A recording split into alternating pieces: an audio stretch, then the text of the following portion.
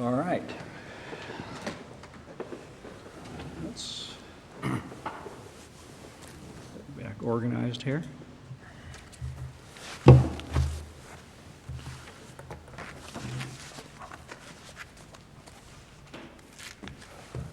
Right, we've got one last case, Coombs versus Liberty Mutual Fire Insurance Company.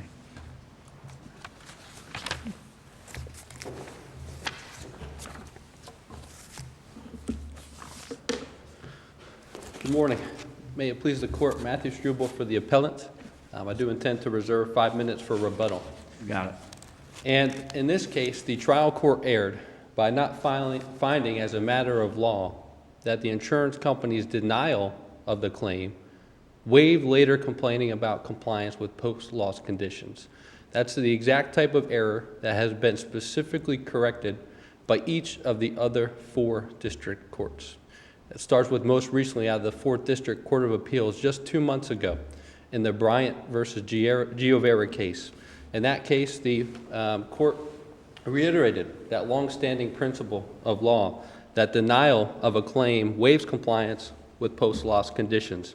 In that case, the insurance company had requested a proof of loss on May 16, 2014, and then later, about a month later, denied the claim, saying it's excluded under this 14-day provision. Let me ask just, do you all, and I'm going to ask this of both sides, but neither side cited to Curran. Do you think that Curran's inapplicable to this case? Curran is certainly related, and I think you didn't cite it in your brief, so apparently you didn't think it was important enough to put in a brief. Right. It was related. It was related down below. Yes, I didn't think it was. We didn't put it in the brief for the reason being is that we don't think we need to get there. As a simple matter of law, they waived any compliance. But related to that, the 3rd DCA did just recently certify a conflict out of this 5th district between the Whistler's Park decision and the Farmer decision, both out of this court, because this court has differed on who has the presumption of prejudice and who has to prove it. So there is. How was it ever determined that the notice was untimely? I mean, it seems to me that you don't even get to the question of waiver and all this other stuff if there's not a determination that the notice was untimely. And when I look at the verdict form, the first question is, did Combs prove by the greater weight of evidence that they waived their requirement to comply? Right. Well, I mean, the whole issue comes down to, was she late reporting or not? Because if she wasn't late reporting, then we don't have a fight. How was it ever determined in the first instance that she was late reporting? The trial court was presented with basically what the burden shifting is and ended up giving instructions in that way. And we certainly agree that that was wrong. There's factual issues as to whether it's notice or not, but our point... But you haven't appealed that... Not that specific issue, we have not. And because our position as to that is you never get to that. If there is a waiver, you never get to all those factual issues. And as you see, we tried this case because we had to. So when the court denied our motions on the waiver issues, we had to go try the case. We put on facts. It was difficult in this context to ultimately get here.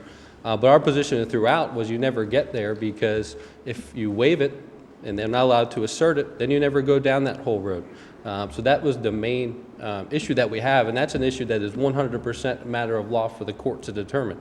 The court ended up deciding not to go our way on that case, but as I indicated, the 4th has made it abundantly clear on the exact same scenario. When they did the same exact thing in that case. They denied it, saying the 14-day exclusion applies. Later tried to assert policy exclusions. The court said as a matter of law, you cannot. You have a case out of the 2nd DCA as well, Castro versus homeowners. In that case, the insurance company investigated it. They denied it.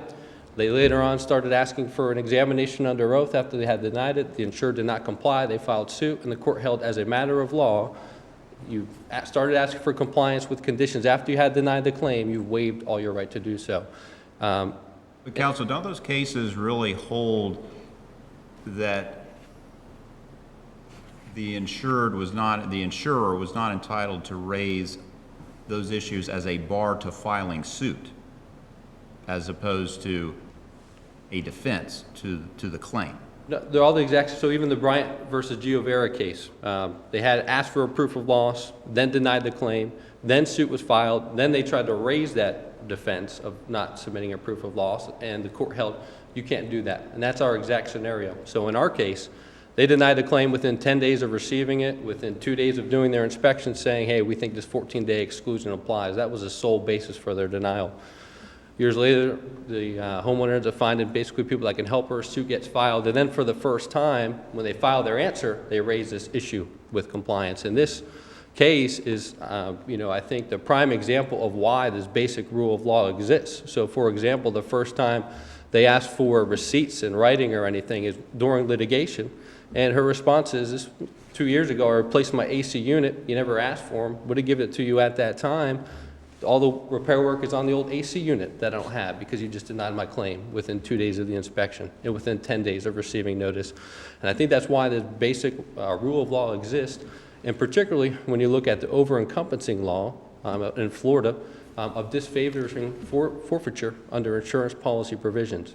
In every single case cited by either of us that's actually in the insurance context makes clear that when you deny the claim, you waive the right to later assert policy conditions. And in those cases, there's much more extreme examples where they denied it, and then before a suit's filed, they sought compliance, right? They actually asked for proof of loss, or they actually said, we have an issue with compliance. And then that was still found to be a denial. So our case is the strongest example of that. And so we think that as a matter of law, the court erred by not finding that their denial of the claim was a waiver.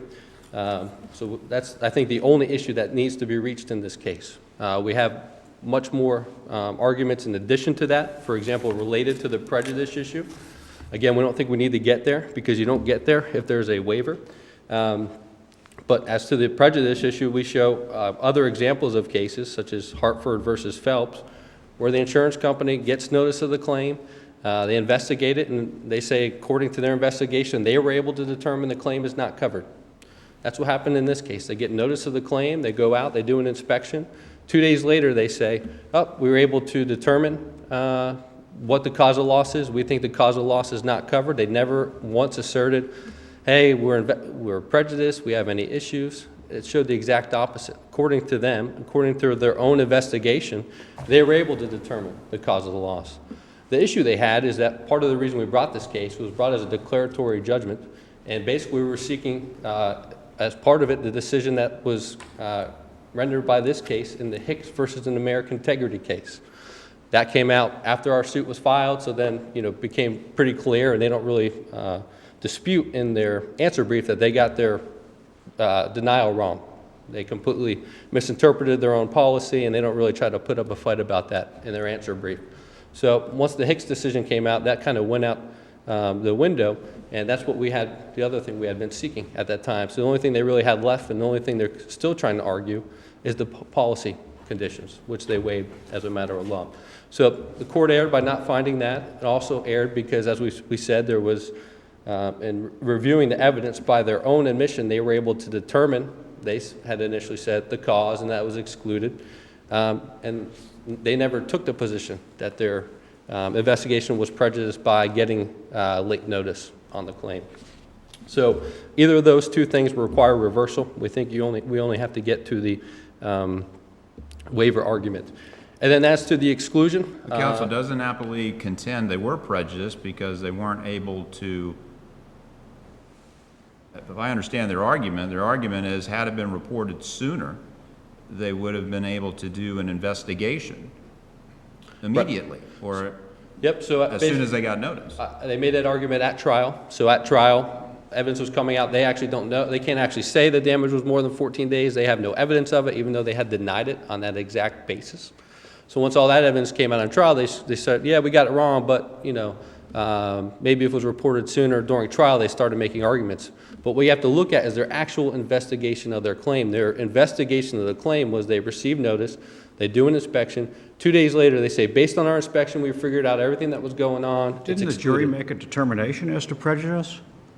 Yeah, so that was submitted to the jury. Again, we didn't believe that it should have been submitted to the jury, especially in this context. That was another thing that, as a matter of law, we believe should have been ruled on. So yeah, since our motion was denied, we put on facts, we had to get it to the jury, obviously, to get a final judgment that could be appealed. So it did ultimately go to the jury, and our position was it never should have been, and we made that very clear in our motion for directed verdict that we moved for.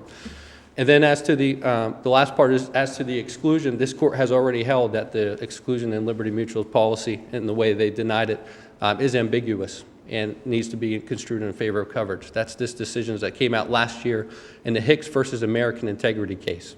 So we argued that with the trial court. The trial court didn't go our way on that. We argued it in our brief. They don't dispute that in their answer brief. They just say, no, we think you don't need to get there because of the conditions. And in this case, it's very easy for this court to deal with it because at the lower level, the issue of damages was never presented to the jury. The sole issue presented to the court was coverage. So this court could very easily reverse it, send it back saying that they waived their policy conditions as a matter of law and just order further proceedings. What that would consist of is basically one-day trial to establish the amount of damages. And what's your best case for your argument that they waived this as a matter of law? I would say I have a best case from each district. From the 4th, it would be Bryant versus Giovera.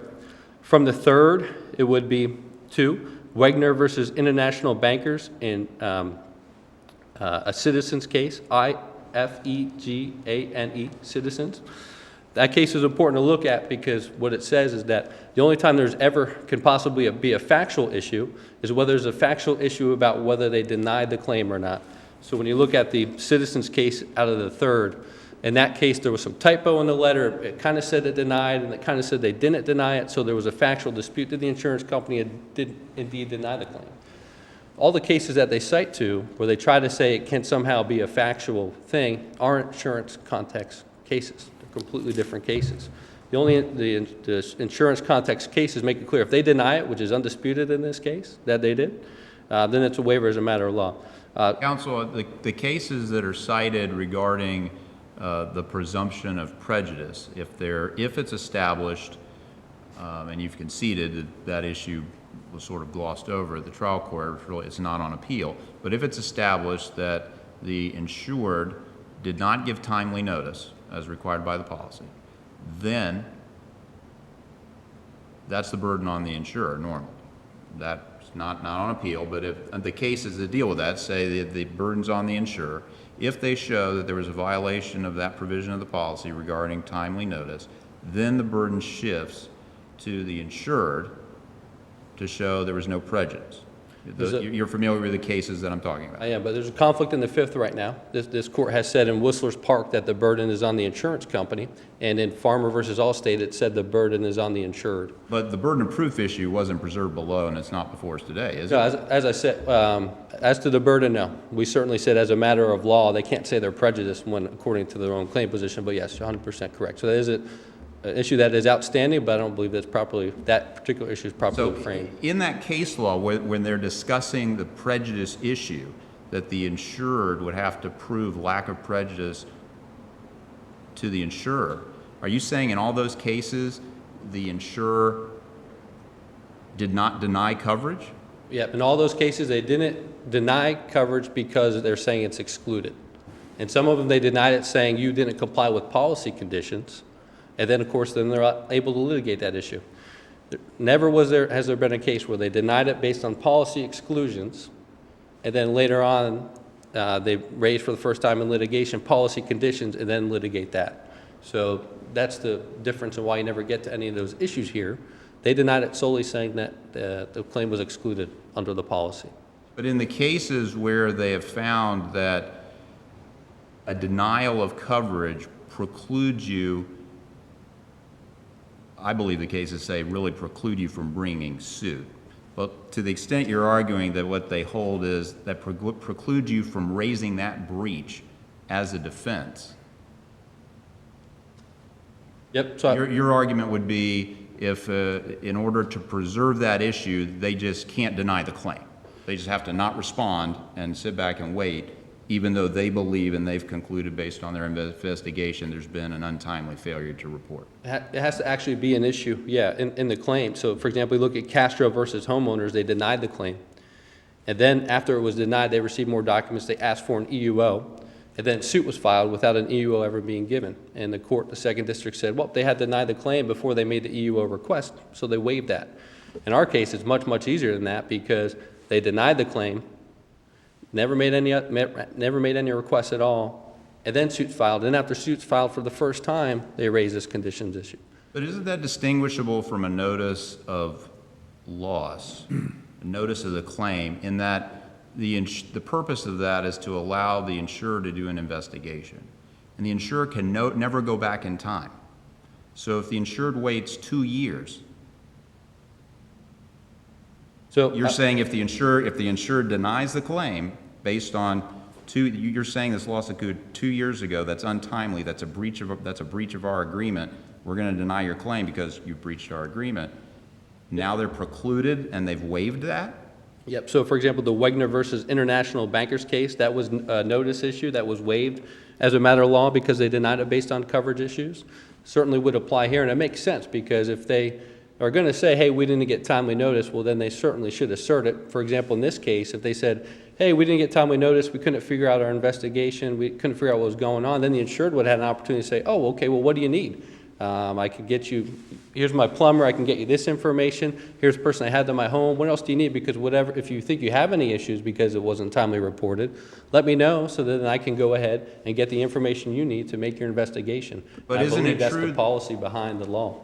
But isn't it true, though, what the insured can never do is go back in time and take the insured back in time? They can't fix it. It's not something that can be fixed by the insured, is it? That is, can they go back in time and report the claim? Can't change the dates, but certainly more information could be provided to aid them in their investigation. So as I kind of indicated, if they thought it was a month late, well, she could have said, okay, well, let me go get my plumber and he'll give you all the information you need. Could have done all of those things. And that's I think the purpose behind the very well-founded law that not doing that results in a waiver. All right, you're into your rebuttal time. Okay, thank you. All right.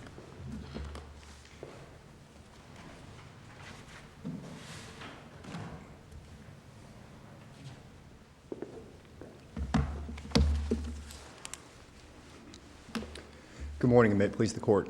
My name is Ryan Jones, and I represent Liberty Mutual. The appellant in this case is asking this Court to create a rule that any insurance policy provision that is not cited in a denial letter is automatically waived. That is not the state of the law in Florida, and it cannot be the state of the law in Florida. Our briefs outline a number of cases that reject that specific principle. The first example that I have for you is Aetna versus Deluxe Systems. In that case, the insurance company denied a claim specifically citing 2 exclusions in the denial. However, when it went to court, the insured argued that every other policy provision was waived, and the trial court agreed.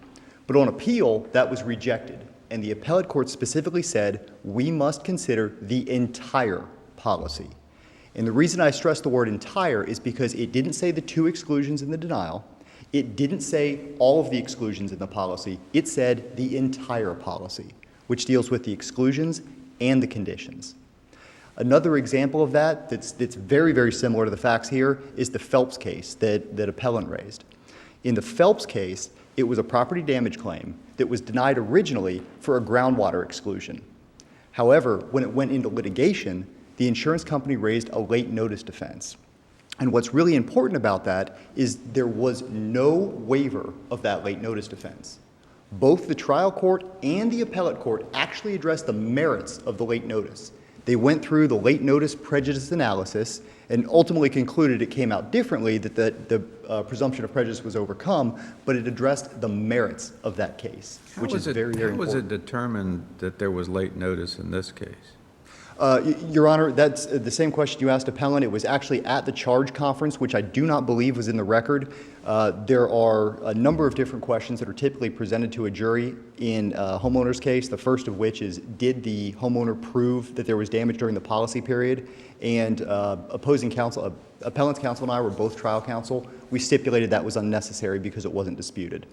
The next issue would have been, was there a failure to timely report the claim? We also agreed, when we agreed on the verdict form, that was unnecessary because it was beyond dispute. It was at least a month late and possibly, depending on the testimony, up to 4 months late. So that issue wasn't tried to the jury and it wasn't raised on appeal. which means we don't have to consider that on what we're looking at today. You would agree with me, though, that the law generally requires that there be proof that there was a late notice, and that can vary. I mean, I guess, you know, some people will call their insurance company 20 minutes later, and some might wait a month, and some might wait 3 years. I guess a lot of it just depends. But let's come back to the issue of prejudice. I mean, the evidence suggests to me that y'all didn't have any trouble adjusting the loss. You sent your guy out, he did what he did, and you wrote a very clear letter that says it's not a covered loss. Well, And there was, I'm just trying to understand why that, how you can possibly be prejudiced. I mean, I can understand if he said, look, I need some more information, or who fixed your air conditioner, or when did you replace it, or how do you service it, and she refused to give it or something. But I didn't see anything in the record that would suggest that they had any difficulty at all in determining, you know, we see what you got, it's not covered, goodbye. there actually were a number of requests for that information, Your Honor. When the claim came in, the record shows the very first communication back from Liberty Mutual asked the insured to make any repairs that are necessary, to save the receipts, to take photographs of the damage before the repairs, and to provide that to Liberty Mutual. Additionally, the record shows from the adjuster's testimony that when he went to inspect, he asked the insured about who the repair company was and what repairs were done, and that information was never provided.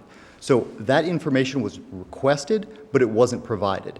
What Liberty Mutual was ultimately left with, when it showed up on the scene, there were signs of rot, deterioration, and what the adjuster described as long-term damage in the garage. And that's all Liberty Mutual had to make its decision. So what it did is it looked, it saw that information, it saw exclusions for rot, deterioration, and long-term water damage. And that's what it cited in the denial letter. Do you agree that, I mean, it would have been just as easy to say it's long-term damage and it's not covered, and oh, by the way, we asked you for this information, you didn't give it, and you were late reporting.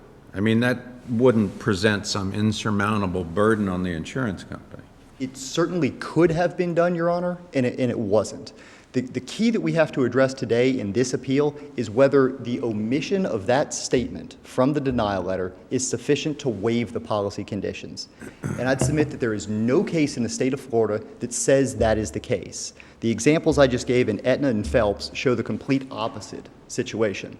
Now, what I do want to talk about is the converse of those cases in situations where the conditions were waived.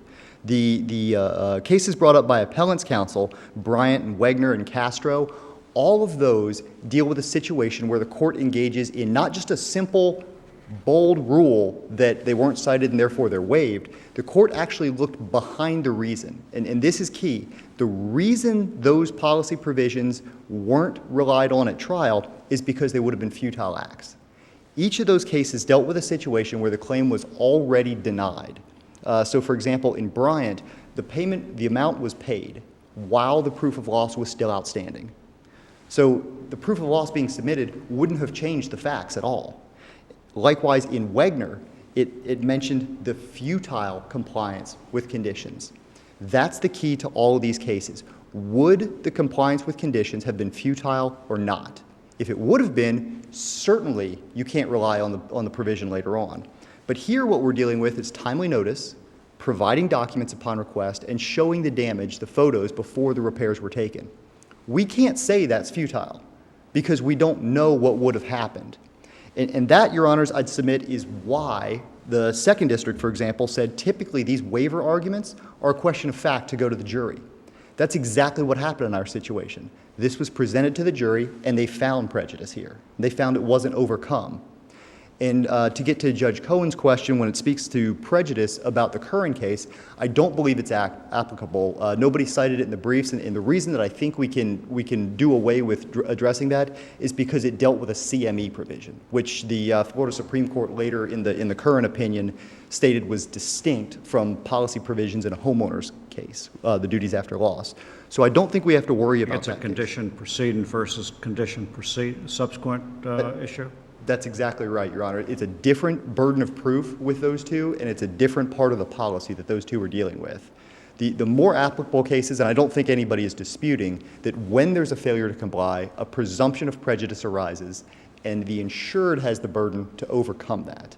And that's what we were dealing with here. The Florida Supreme Court's outlined that very clearly in the Bankers versus Macias case.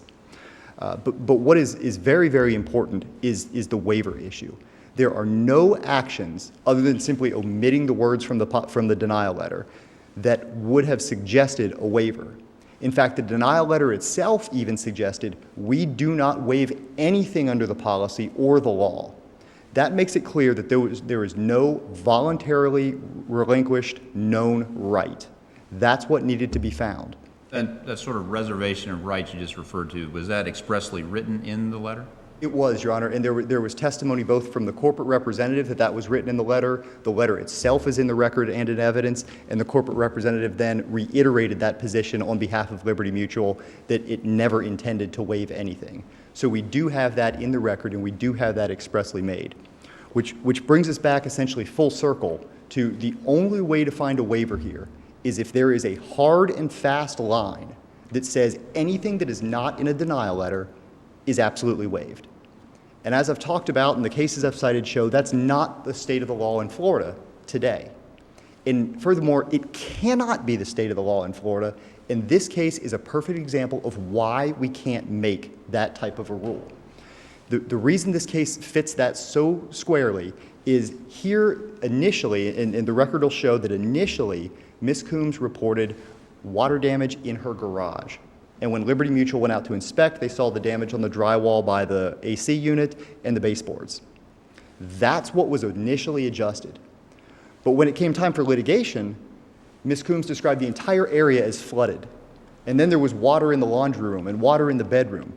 And by the time we got to trial, at the cross-examination of the public adjuster, the record shows we were talking about damage upstairs, in the hallway, down the hallway to the living room and the dining room. So we had much more than was initially inspected by Liberty Mutual. And the concern that we have there, if we create that bright line rule, there's now a trap. And the trap is that an insured can report any minute amount of damage and limit it to that, to have the insurance company limit its investigation to this small aspect of damage. And by issuing a coverage decision on that, the insurance company has then bound itself to only those policy provisions. And then later, the insured can come and say, well, all of this damage is now included, but you're limited to those only exclusions and provisions you cited before. And that is just an inequitable result. We cannot limit the policy like that. By the same token, an insured is not limited to what he or she claimed the cause of damage was at the beginning. That's the court essentially starts anew. We bring in facts and evidence to show what is damaged. We bring in facts and evidence to show whether or not that's covered by the policy and whether or not there was a forfeiture. We have to stay by the same rules that have been in place for decades. And knowing giving up of a right, that is a waiver. That wasn't shown in this case, and that was submitted to the jury exactly as it should have been. And this court has said many times before that if we have a dispute on the facts, the trial court cannot take that away on directed verdict or as a matter of law. It has to go to the jury. And that's exactly what was done in this case. And I'd also like to say that the exact same thing is true of the second issue on appeal. Essentially, in that issue, plaintiff is asking for an absolute rule that in any leakage situation, a homeowner is entitled to coverage for the first 13 days of damage, regardless of anything else that's going on. The flaw in that position is the conditions defense. It doesn't matter what the issue is, if there's a failure to comply with conditions that causes prejudice and that prejudice cannot be overcome, there is no coverage. And that's what opposing counsel is missing on this situation. Counsel brought up I believe it's pronounced Ifergain versus Citizens case. That was on appeal twice. And actually the first time it was on appeal is very, very similar to what we have here. The trial court found coverage as a matter of law in favor of the insureds. And the appellate court reversed because there was a conditions defense pending. And the court's ruling was while the conditions defense is pending, there cannot be coverage as a matter of law. That's exactly what we're looking at here. If there was damage during the first 13 days, but there was a failure to comply with conditions, that is excluded. The other cases that are very, very similar to that is the Perez case. A directed verdict was reversed because there were questions of fact on the late notice and the prejudice issue. Again, that's exactly what we're facing here today. And there is no way that we can find or that we can instruct the trial court to find coverage as a matter of law when those defenses are pending. And those defenses need to be considered by the jury. Ultimately, the jury weighed all of the evidence, found that there was prejudice that wasn't overcome, and that's what resulted in the verdict for Liberty Mutual. There was no waiver and there was no coverage. And all of that was decided by the jury as it should have been. We cannot take that away now and say that there was no dispute of evidence when it certainly was and was decided in Liberty Mutual's favor. So unless the court has any other questions, I'll be happy to rest on our brief. All right. Thank you, sir. Thank you.